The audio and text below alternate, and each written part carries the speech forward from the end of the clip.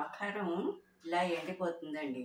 నిమ్మకాయ పిండడం వల్ల చూసారా, ఇది ఇలాగ తెల్లగా చక్కగా ఉంటుందన్నమాట. ఇప్పుడు ఇది ఇలా ఎండిపోయింది కదా, దీన్ని మనం కొద్దిగా స్టవ్ వెలిగించుకుని కొద్దిగా నూనె వేసుకుంటే, ఎక్కువ నూనె కూడా పట్టదు, కొంచెం ఇలాగా కొద్దిగా నూనె ఇలా వేసుకుని దీన్ని కొంచెం వేయించుకుంటే ఇంత అవుతుందండి. ఇలాగా ఇలా వేయించాలి.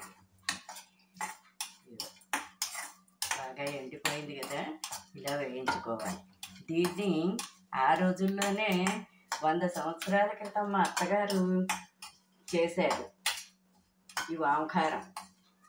అప్పుడే ఆ రోజుల్లోనే ఆవిడ అంత బాగా చేసేవారు. నేను చూసారా, దీనివల్ల మనకి ఎలాంటి అనారోగ్యాలు ఉండవు, కడుపులో ఉండేటటువంటి ఇదంతా తగ్గుతుంది.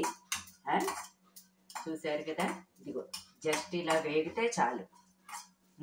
ఇదిగో ఇది అన్నంలో కలుపుని తింటే చాలా మంచిది. చూసారు కదా, నా వీడియో నచ్చినట్టయితే లైక్ చేయండి, సబ్స్క్రైబ్ చేయండి. మరిన్ని వీడియోలతో